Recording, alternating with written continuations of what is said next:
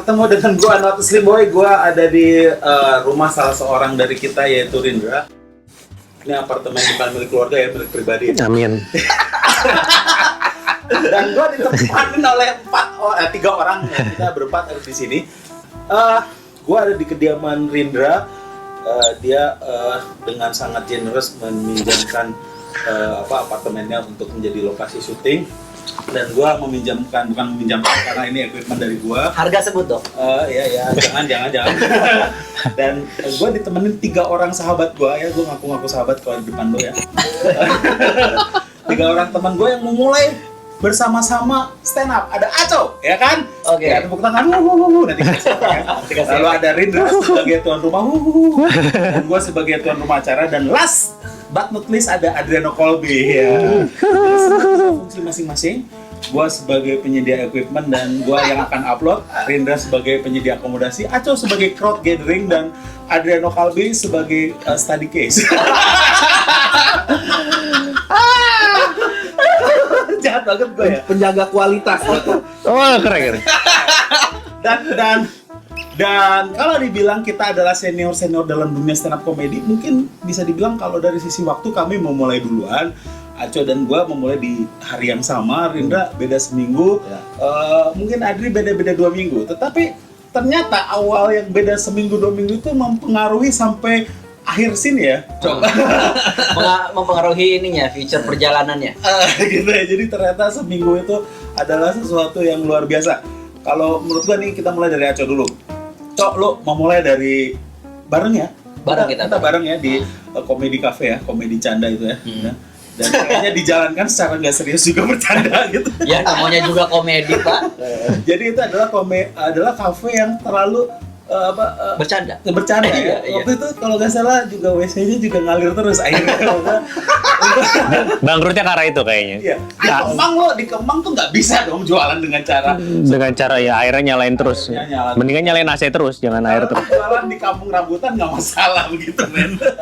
Cok, lu kayaknya dulu gue mengenal lu sebagai seleb tweet ya, walaupun seleb tweet lu sebenarnya terlalu negatif. Yeah. Terus lu terjebak atau enggak nih dalam dunia stand up, dan lu akhirnya kayaknya mapan di dunia stand up, dan lu menjadi seorang entertainer sejati gara-gara stand up, bisa dibilang kayak gitu ya? Iya, bisa jadi sih. Cuman yang lu bilang tadi kan awalnya gue diajak menurut lu sebagai seleb tweet kan? Bukan menurut gue, kesimpulan gue. Iya, maksudnya, dan menurut gue juga memang begitu karena saat itu kan memang belum ada pemainnya. Bahkan yang katanya founder juga masih ikut kompetisi saat itu kan, Ernest misalnya masih di kompetisi, yang tidak di kompetisi saat itu cuman Radit dan Panji. Dan mereka juga terlibat dalam kompetisi itu. Ya, satu jadi host, satu jadi juri. Betul. Jadi sebenarnya kalau bisa dibilang komunitas stand up Indo ini dari kompetisi Suci Kompas ya. Kompas iya gitu. Terus karena mereka sibuk kan, gua disuruh megang jadi ketua karena mereka lagi sibuk aja kali ya. Ya, sibuk kompetisi. Yang satu sibuk kompetisi, yang satu sibuk ke juri mungkin. Terus ngeliat gua, ini kayaknya orang nggak ada kerjaan. Akhirnya gua ya udah kan, challenge accepted ya. Iya. Akhirnya ya gua bikin aja kan. Kalau gua udah menerima sesuatu, tapi ini acara bukan tentang gua. Tapi Cok, lu tuh akhirnya gua tahu lu berkarir di bidang IT, akhirnya lu keluar kerja gitu. Berarti lu menganggap ini bisa menghidupi lu gitu. Setelah 2-3 tahun. Kan lu bisa lihat waktu itu. Saat itu ketika lagi booming pertama-tama, ada teman-teman kita juga yang langsung keluar dari pekerjaannya. Terus masuk lagi kali ya? Gue nggak tahu gitu ya. Yang jelas ada gitu. Tapi gue nggak seberani itu.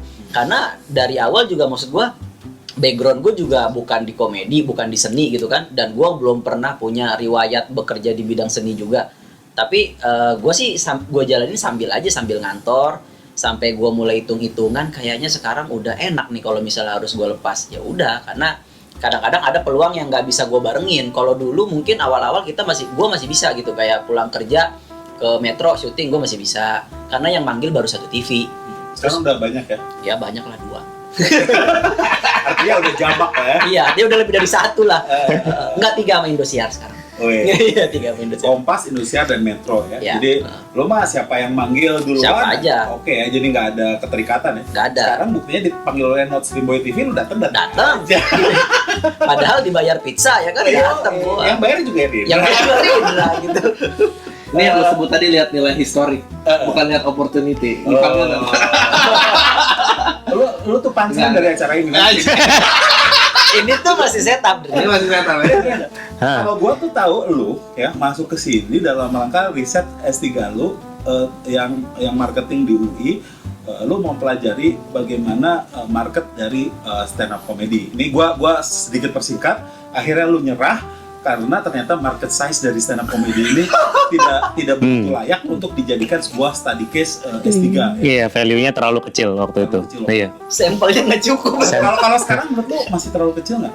Kalau sekarang secara itu ya harus diteliti ulang pasti. Tapi menurut lu membesar nggak sebenarnya? Membesar ya, tapi maksudnya untuk bisa diperhitungkan secara ekonomi ya mungkin sekarang udah di Indosiar lagi terutama ya mungkin sekarang sih harusnya bisa lah untuk Bisa ya, dipertimbangkan. tapi masih harus diperhitungkan secara value ekonomi. Tapi secara value sosial lo, kalau gua waktu itu kan pernah berdebat nih sama Rindra. Iya. Kita juga berdebat dan ternyata berdebat tuh nggak mesti berkelahi ya. Betul. Iya. Kalau udah di tingkat kepapanan tertentu nggak mesti berkelahi. betul. Itu kayaknya kalau mamanya di Twitter tuh karena kemapanan ekonomi juga. Iya, benar-benar. Jadi gini, kita waktu itu berdebat dan akhirnya kita sampai dalam satu kesimpulan ternyata kacamata gua sama dia berbeda. Bahwa Rindra juga setuju secara value sosial ini something lah ya. Iya, betul. Tapi kalau value ekonomi ya itu tadi harus lu diteliti ulang. sebagai, ini kan lu tadinya sebagai seorang yang melakukan riset, Iya. lalu nggak layak menurut lu ya? Ya sebenarnya yang waktu itu bilang gak layak kan juga bukan cuman saya aja sebenarnya, bukan cuman gue aja. Jadi ada beberapa individu lain yang juga beranggapan demikian gitu. Tapi dari segi akademis saja. Salah satunya pembimbing lah ya. Ya mungkin bisa dibilang seperti itu. Nah, secara value ekonomi. Nah, terus abis itu lu tetap terus kan di sini. Iya. Apa lu yang mendorong itu? Nah karena dulu karena pertemanan aja sih kan udah nyemplung sini juga. Terus waktu itu sejalan dengan waktu juga udah beberapa kali tampil over juga. Ini si kampret ini gini men, pernah punya acara Ben sama Radit. Iya. Radit Sama Ahmad ya? iya Marian waktu itu. Dia Alarian kan? Iya, Alarian. dia bukan sekedar itu loh, ketengan lagi kayak lu. Gue juga ada acara. Ada ya, udah ke Monas itu. Ada gue. Ya enggak, terus waktu itu tiba-tiba lu punya apa, tiba-tiba Fem itu datang ke lu, tiba-tiba ditawarin Rian atau Kompas lah untuk megang acara itu, pokoknya jadi Hitungannya fame ya tuh, hitungannya. ya menurut gua iyalah. Oh. Pencapaian itu, Pencapaian karena menurut gua banyak orang yang pengen di titik itu, Rin. Nah, terus lu tiba-tiba lepas gitu aja gitu, kayak main-main gitu. Sebenarnya lu main-main atau enggak sih sebenarnya? Apa tuh waktu Itu. iya kan sebenarnya pengen tahu aja kan sesuatu yang berbeda kan ini. Soalnya kalau rutinitas yang lalu-lalu kan maksudnya udah jelas gitu ritmenya udah seperti apa. Nah kalau mamanya dapat kesempatan yang baru lagi pengen tahu aja. Terus Ibaratnya nyoba-nyoba aja gitu. Enggak, terus lu kayaknya lu terakhir udah mulai ogah-ogahan, kenapa sih? Ogah-ogahan pas kapan? Ya misalnya gua nganggap lu ogah-ogahan lah, misalnya kayak Sempat ngilang kan dia. seperti yang waktu di Salihara, ini terakhir kali deh. Iya, gitu. sempat ada kayak gitu-gitu. Oh, ya mungkin bosen ya kayak gitu mungkin. Terus tiba-tiba gue kaget lagi ketika lu bilang ke gue, gue pengen bikin di Bandung gitu. Itu apa yang memicu lu gitu? Karena mungkin sebenarnya kan kalau yang di Bandung tuh acara sendiri, jadi majunya dengan materi yang bener-bener cocok dengan diri sendiri gitu loh, nggak ada pesanan harus gini harus gitu. Karena kalau udah diatur itu kan suka males ya. Nah terus gue inget ya di PP Stand Up 2 terus tiba-tiba lu katanya gue harus minum dulu nih, gue pengen naik nih. Ini ngomong ini harus minum dulu, Sam. Nah itu apa sih yang memicu lu? Dan gue sebenarnya very excited. Kenapa nih si Rendra nih tiba-tiba pengen naik di sini gitu? Gue sama sekali menyambut itu dengan sukacita. Udah suka cita. Iya, gue seneng banget. Maksudnya selama ini gue memandang lu ini nih cuman menjaga pertemanan aja dengan beberapa orang line up, tapi hari itu lu dengan keinginan sendiri walaupun begitu spontan lu pengen naik gitu. Apa sih yang membuat lu pengen di PP Stand Up 2 tuh? Itu kan sebenarnya juga mau balik lagi ke Bandung itu kan. Nah itu udah lama nggak naik, jadi kan untuk menghadapi crowd itu beda ya sama cuman kayak sekedar open mic gitu. Jadi pengen ibaratnya ngetes inilah apakah masih bisa gitu ngebawain materi di depan orang banyak. Terus menurut lu sendiri mau nggak? Maksudnya ini kan kalau diatur, yang lu nggak suka kan sebenarnya diaturnya. Iya. Artinya for next time lu akan membuat acara yang lu sendiri bikin. Kenapanya? Ya kalau misalnya ada kesempatan itu lu belum berencana atau sudah? Nggak ada rencana apa-apa. Tapi kalau di Tanpa Batas gue undang kok lu nggak pernah keberatan ya? Nggak apa-apa kan nggak diatur. Karena udah di kemapanan itu nggak bisa mengatur orang kan? Karena orang itu sudah.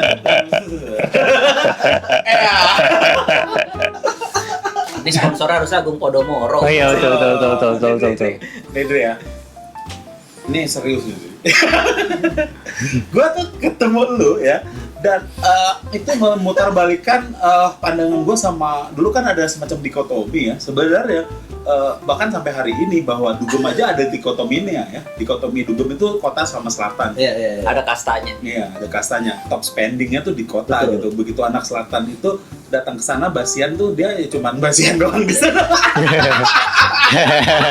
Anak selatan tuh gaya doang. Tapi nggak jajan. Gaya doang. Nggak jajan.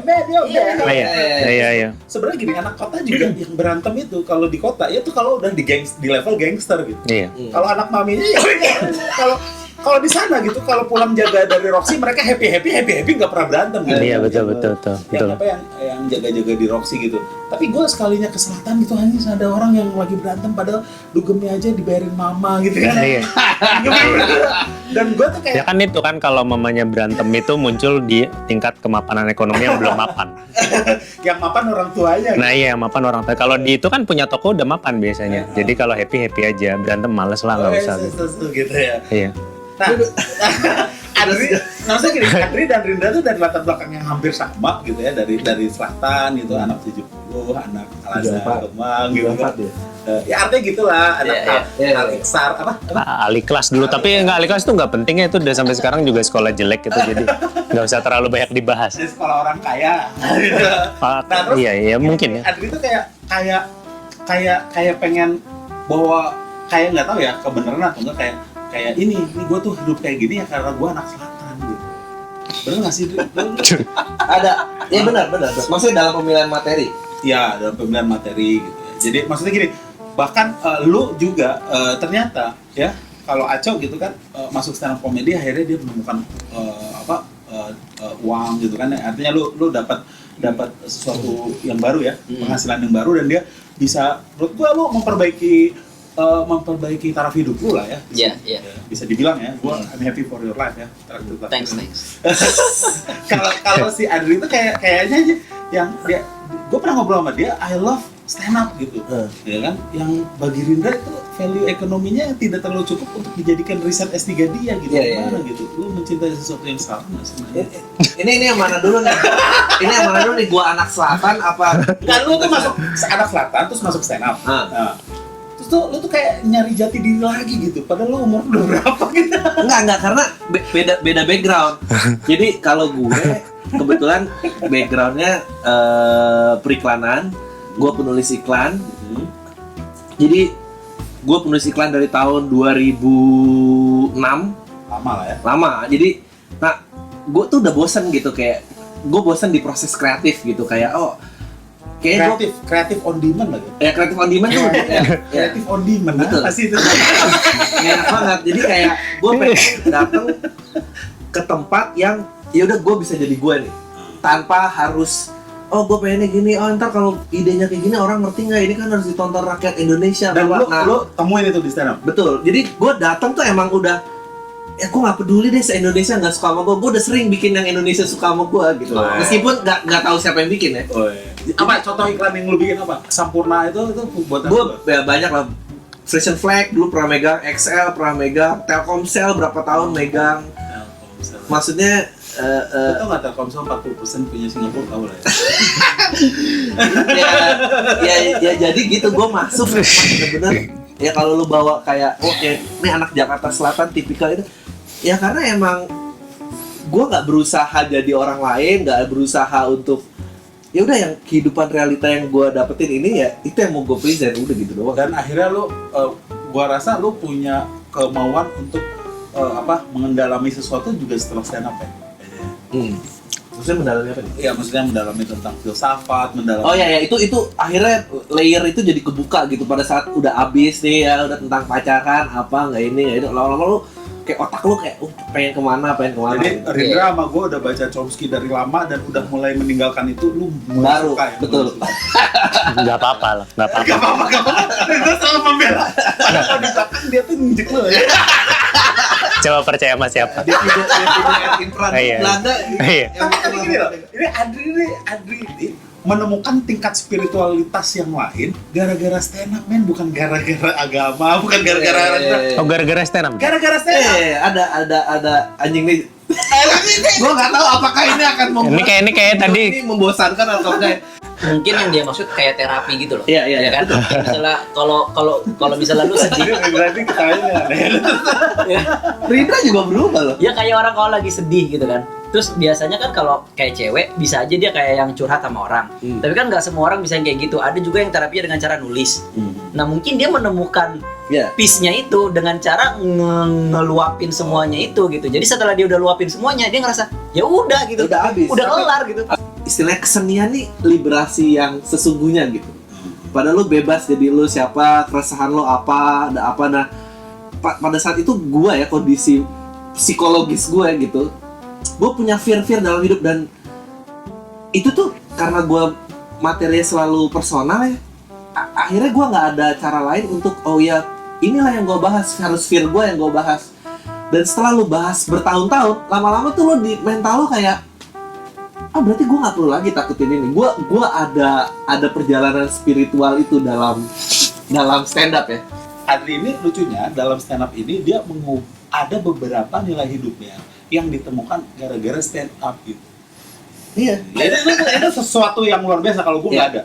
Atau Kalau gua mungkin tuh, gua tuh memang udah ngehe sebelum ikut stand up gitu. Kenapa dulu gua nggak ngehe? Karena gua gitu. Kalau gua baru masuk ke kantor, ya gua juga gitu, men. Tapi Gua kalau misalnya baru masuk kantor ya, gua kan waktu itu baru masuk stand up, ya gua kulon juga lah. Gua gak mau di kantor dibully. Gua tuh just being myself. Kalau gua sebagai anak baru ya gitu loh. Dan Iya. yang lucunya dari si Adri ini ada nilai baru yang ditemukan di sini. Lo ada nggak? apa ya? Gue percaya. Apa gue? Yang menarik dari kalau lu berkesenian mau musik mau apa itu adalah gue tuh ngefans banget sama Sting. Sting tuh The Police. Ya, mudanya The Police gitu. Nah pada saat dia udah kelar dengan Police ya dia maju ke titik berikutnya gitu. Dia solo tuh dia udah nggak ngomongin cinta lagi, udah ngomongin kematian, ngomongin apa. Gue selalu tertarik sama orang-orang yang nemuin titik itu. Kayak Mungkin titik itu udah ditemukan oleh Rindra di sebelumnya Adri. mungkin. Apa tuh? Jadi artinya ada perubahan dalam diri Iya, seniman betul. dan kebetulan lu menemukan dalam stand up. Bahwa tadi kita udah ngebahas tentang ya nilai-nilai pribadi dalam stand up ya. Gue juga udah sampaikan bahwa kalau dari sisi gue sebenarnya gue tuh terjebak menjadi seorang entertainer. Beneran karena gue tuh disuruh Isman, lu mau ikut stand up nggak? Kan lu waktu dulu orasi lucu. Terus gue ngapain? Ya, lu orasi aja lucu ya. Dan gue bilang ya challenge accepted. Dan gue ternyata lebih lucu dari yang ngajak gitu kan. Kayaknya kita harus break dulu karena ini juga ada maksimum ada maksimum Capacity. ininya ya, ada maximum capacity. Jadi gue mendingan break dulu. Gue akan kembali setelah ya bukan pesan-pesan ya. Jadi dadah ya. Setelah ganti baterai yang berikutnya. Setelah ganti memori yang berikutnya, oke ya.